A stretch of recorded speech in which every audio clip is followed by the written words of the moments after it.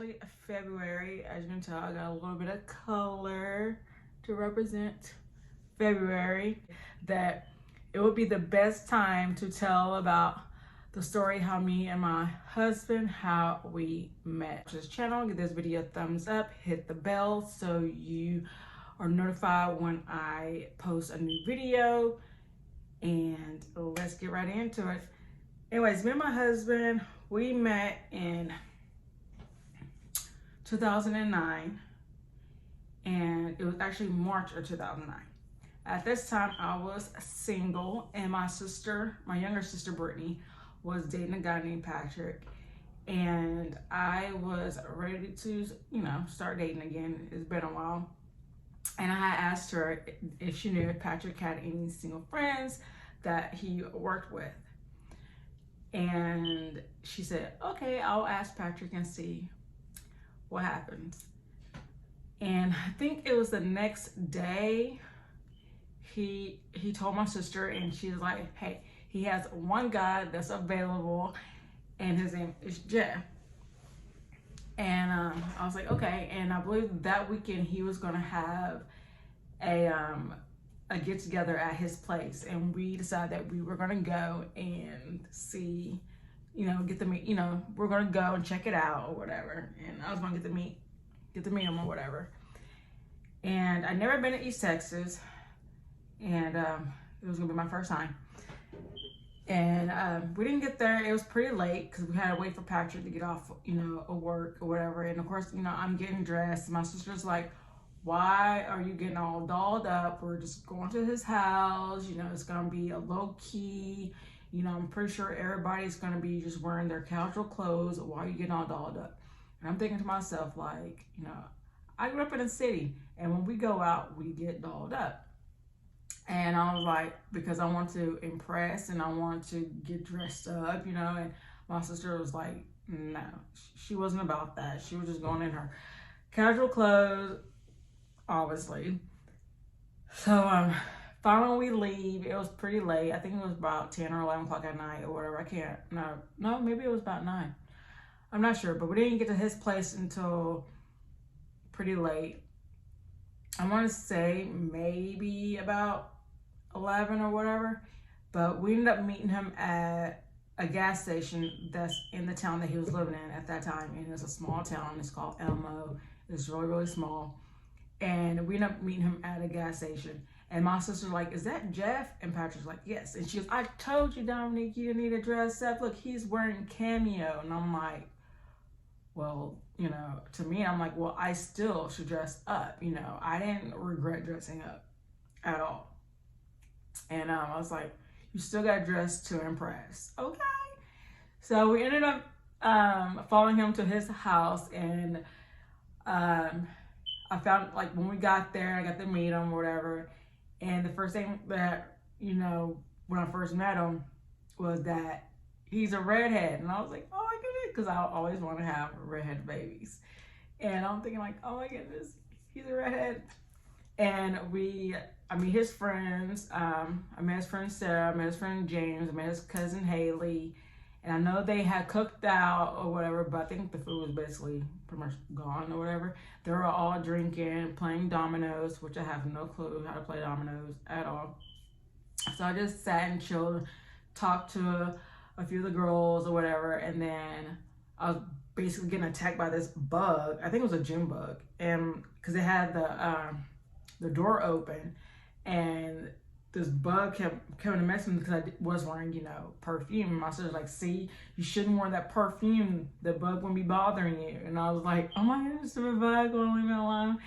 And eventually I go over where Jeff is playing dominoes with his friends, and they're like, "Yeah, come play dominoes." I'm like, I don't know how to play dominoes. Like, they were trying to teach me, and I'm like, yeah, whatever. I'm just gonna play matchy match. Like, I'm gonna just match the end with the other end of the other end of the domino. Like, I had no clue. And we talked or whatever, and now I'm just sitting there, just thinking, like, see myself dating him, like, could anything potentially happen with this, with us or whatever? Do I see him attractive or anything? That kind of stuff. And I remember at one point he smelled, and I loved his smell. And of course, I loved his personality as well. And then, we just hung out. And then later on, we ended up leaving or whatever. And my sister, as we were going back home, as we were like, riding in the car and on our way back, to Irving, Texas, where we were living at the time, she would ask me, what do you think? Do you think you see yourself with him? And I was like, I don't know, we just gotta see. And she goes, I think you should give him a chance and blah, blah, blah.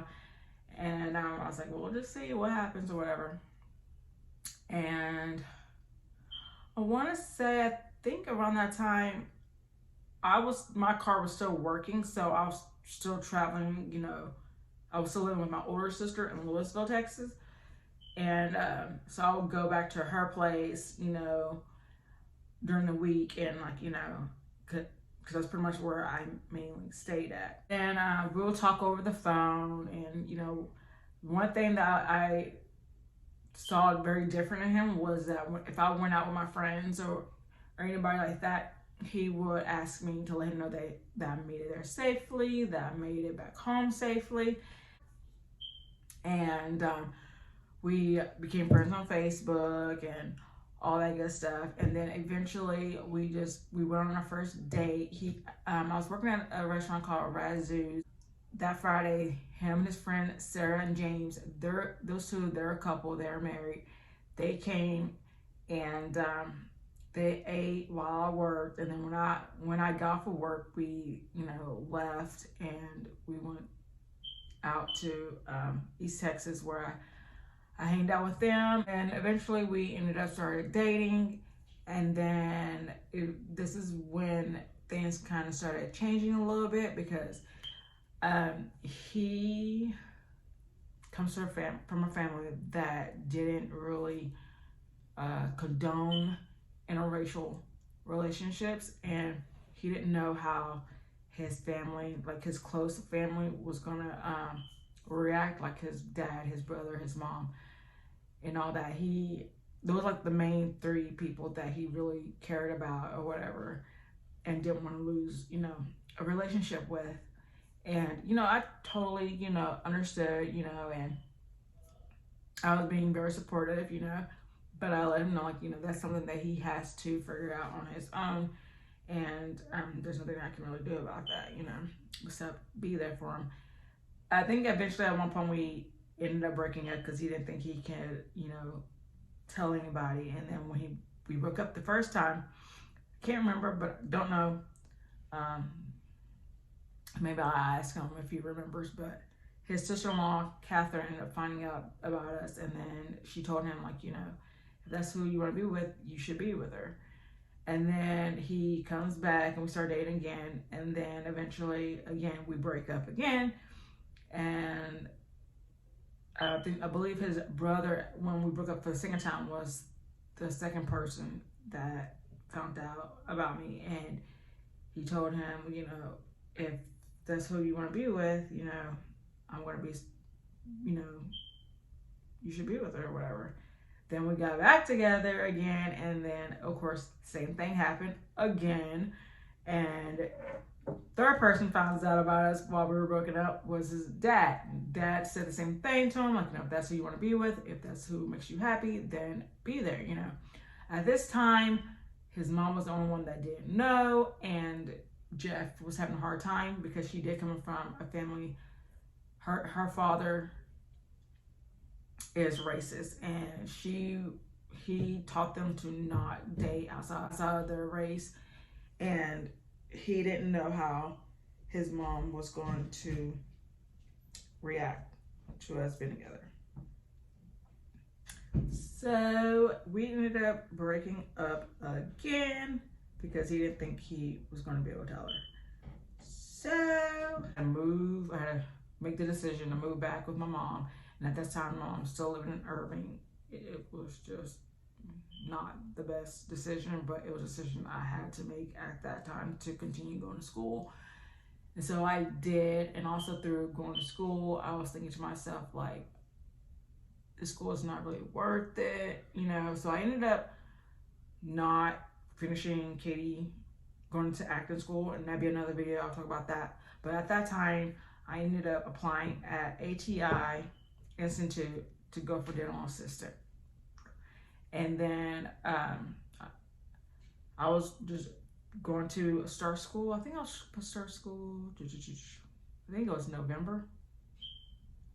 And like I said, I was just live and trying to find work and just trying to live my life and try to get my life, together, basically all over again. Because one minute you're up, next minute you're down. So it happens. And I was just trying to focus on getting my stuff back together. I mean, during all that time, even though we were broken up, me and Jeff stayed in contact. I know he was in the process of losing weight. It was his goal. When we first met, he was around 300 and something, and I know that he was wanting to lose weight and stuff. And he will keep me posted on his journey, and he'll tell me how much he was losing. I'm a visual person, so numbers don't matter. I'm just like, what? I didn't, care, that he was losing the weight or whatever. I was happy that he was doing it for himself and wanted to be more healthy and everything. And, but yeah, he would tell me, how everything was going. But even though he was telling me the numbers, I couldn't really see, I couldn't really visual it. And, but he, was very, what is the word that I'm looking for? Persistent. He was very persistent in trying to get me back. And even though I was like, no, don't want to get back in a relationship, don't, because I knew, because he still hadn't told his mom, and I didn't think he was going to, and so I didn't want to keep doing this off and on relationship. I already been down that road, didn't want to go back down it again. And also, I was just happy just being single. I actually enjoy it. Being single does not bother me whatsoever. So I was just like, oh, I'm good. My mom and my sister was like, you and Jeff are going to get back together and blah, blah, blah. And I was just like, whatever. No, we're not. So in November, he wanted to come and see me. And I was like, okay. So we decided to go out. He came. And Jeff comes and I opened the door, and I was like completely speechless, completely in shock, because I wasn't expecting what was on the other side of that door. Because one minute he was this way, and the next minute he is this way. So I was like, what the fuck? And completely looked different. It was wow. I was like so proud of him. I was so happy for him, but it was wow. I was like, oh my God, this is a whole different person here. And we went to the clubhouse so he can see my mom and my sister, and they were even was in shock. They're like, that's Jeff? And I was like, yeah. They're like, oh my God. He looks so different. And then we went to Hooters, for our date, which, I don't have a problem going to Hooters. I actually love going to Hooters. And, I had my pina colada drink, and it was nice. And then after we had dinner, he walked us to his truck that he had at the time. And of course, he made the move and gave me a kiss. And I was like, what? Because I was not expecting it whatsoever. And then the rest is history. We pretty much got back together, and he's been in my life ever since. So that is the story how me and Jeffrey met, which I call him Jeffrey Effrey. And if you like this kind of video, please give it a thumbs up, subscribe, tell me down below in the comments how you met your significant other. And I will see you guys in the next video. I'm so happy it is February. It's the month of love. And please understand, just because it is February does not mean that you cannot show love to anyone. It doesn't have to be somebody that you're in a relationship with. It can be with anybody. Anybody can be your Valentine. So get out there and spread love and make good choices out there. Love you guys. To stare. I get a little